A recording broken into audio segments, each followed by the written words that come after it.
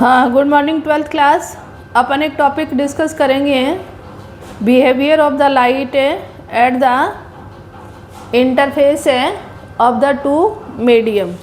ठीक है, लाइट को यदि अपन एक मीडियम से दूसरे मीडियम में ट्रेवल करवाएं तो उसका बिहेवियर क्या होगा।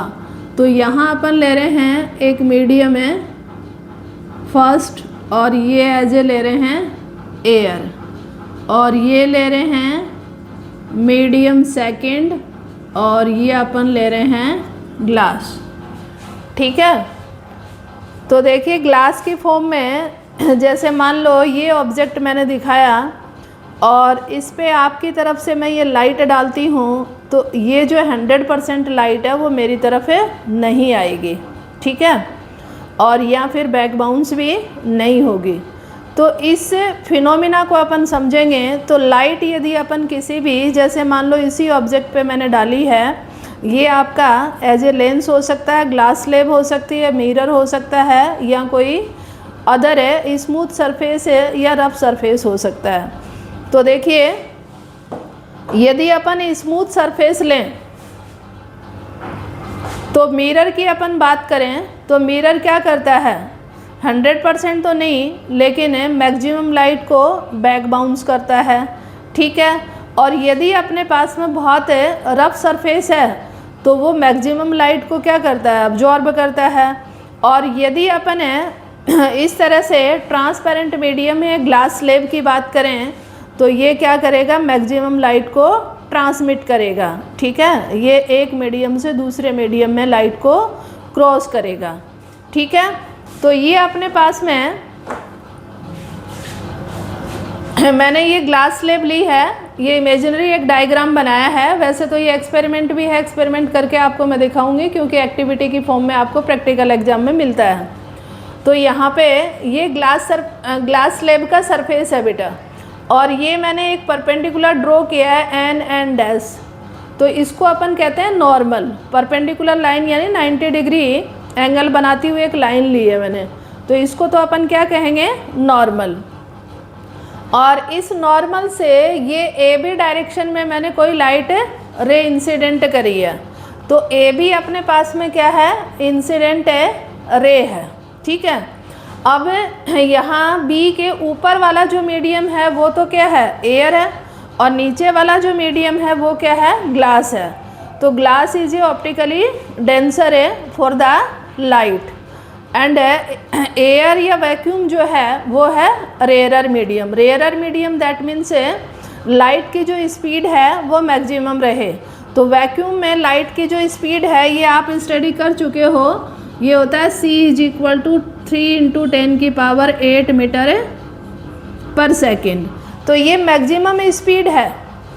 तो ये स्पीड अपने पास में कम होगी जैसे जैसे अपन अदर मीडियम में लाइट को प्रोपोगेट करवाएंगे तो। ठीक है, तो लाइट में रेयरर और डेंसर मीडियम की अपन बात करें कि स्पीड यदि ज़्यादा हो तो वो रेयरर मीडियम होगा, और स्पीड को कम करे तो वो ऑप्टिकली डेंसर मीडियम होगा। तो जैसे अपन बात करें कि जो आपकी एयर है उसका रिफ्रैक्टिव इंडेक्स 1 होता है, और ऑयल का रिफ्रैक्टिव इंडेक्स क्या होता है, 1.33 होता है। तो ऑयल इज ये वाटर का 1.33 होता है, सॉरी। तो water is denser with respect to air. ठीक है, तो ये अपने पास में होगी रेयरर और डेंसर मीडियम की। वैसे तो ये सारी चीज़ें आपके 10th क्लास में हैं।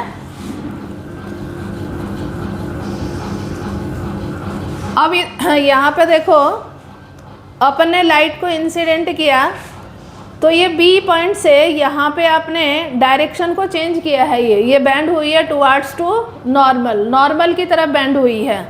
तो ये बैंड क्यों हुई, क्योंकि ये अपने पास में जो सेकंड मीडियम है ये ग्लास है, तो ये लाइट के लिए कैसा है, डेंसर मीडियम है।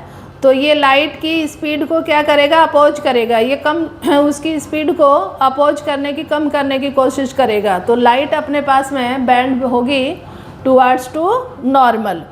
तो ये जो बी और सी लाइन मैंने ली है वो रिफ्लेक्टेड रे ली है। ठीक है, अब सी पॉइंट जो है ये ऊपर वाला मीडियम है, ये तो क्या है, ग्लास है, और नीचे वाला मीडियम क्या है बेटा, एयर है। तो लाइट दोबारा अपने पास में क्रॉस हो रही है one medium to other medium. तो ये कंडीशन है डेंसर टू रेयरर वाली। तो ये अपने पास में बैंड होगी अवे फ्रॉम द नॉर्मल। क्यों?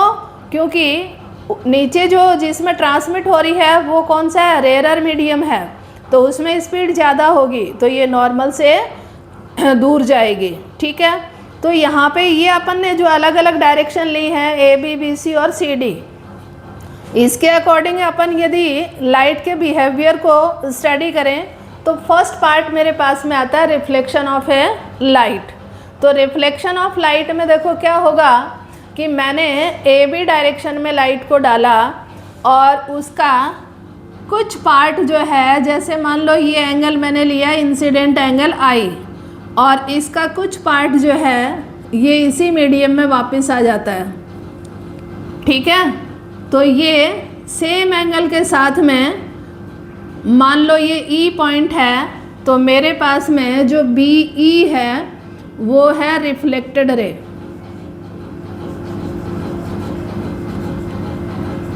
रिफ्लेक्टेड रे, तो ये क्या है, एयर के अंदर आई थी लेकिन इंसिडेंट कहाँ हुई, डेंसर मीडियम पे, तो ये बैक बाउंस हुई उसी मीडियम में। तो इस फिनोमिना को अपन क्या कहेंगे, रिफ्लेक्शन ऑफ ए लाइट।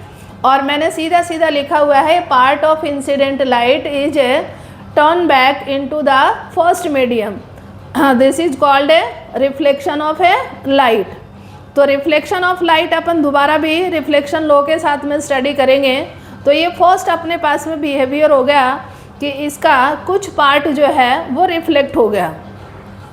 अब देखिए यहाँ बी ई की फॉर्म में रिफ्लेक्ट हो गया लेकिन कुछ पार्ट जा रहा है बी सी की फॉर्म में। तो ये मैंने लिखा है part of incident light is transmitted along the change direction is called the refraction. अब अपने पास में ये लाइट जो थी ए बी, इसका कुछ पार्ट बी सी की फॉर्म में जा रहा है। ये एयर से कहाँ जा रहा है बेटा, ग्लास में जा रहा है। तो ये एक मीडियम से दूसरे मीडियम में लाइट का प्रोपोगेशन होना, इस फिनोमिना को अपन क्या कहेंगे, रिफ्रैक्शन ऑफ ए लाइट। लेकिन ये सेम डायरेक्शन में नहीं होगा यदि मीडियम अपने पास में टू है तो ये क्या होगी, या तो क्या होगी, डायरेक्शन चेंज करेगी अवे फ्रॉम द नॉर्मल या टुवार्ड्स टू नॉर्मल, ये बैंड होगी। तो ये बैंड होने का जो फिनोमिना है इसको अपन कहेंगे रिफ्रैक्शन ऑफ ए लाइट। अब ये भी अपने पास में बी ई और बी सी मिला के भी 100% नहीं हुआ ए बी का।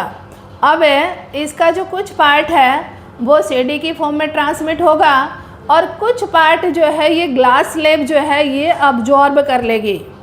ठीक है ना, लाइट का कुछ पार्ट वो जो मीडियम है वो अब्जॉर्ब कर लेगा, किसकी फॉर्म में, लाइट एनर्जी की फॉर्म में। तो उस फिनोमिना को अपन क्या कहेंगे, अब्जॉर्प्शन ऑफ ए लाइट। तो रिमेनिंग है third part of light energy absorb by the second medium. तो इस फिनोमिना को अपन क्या कहेंगे, लाइट अब्जॉर्प्शन। तो ये डेली लाइफ में भी अपन देखते हैं कि जैसे मान लो मेटेलिक शीट आपने लाइट में डाल दी तो उसका पार्ट जो है वो मैक्सिमम रिफ्लेक्ट होगा और कुछ पार्ट उसके थ्रू अब्जॉर्ब हो जाएगा। मेटेलिक शीट में रिफ्रैक्शन नहीं होगा, तो वो अब्जॉर्ब हुआ है लाइट एनर्जी की फॉर्म में। तो ये लाइट जो है वो 3 टाइप बिहेव करती है इस तरह से। तो ये सारी चीज़ें आपको क्लियर होनी चाहिए। ओके बेटा।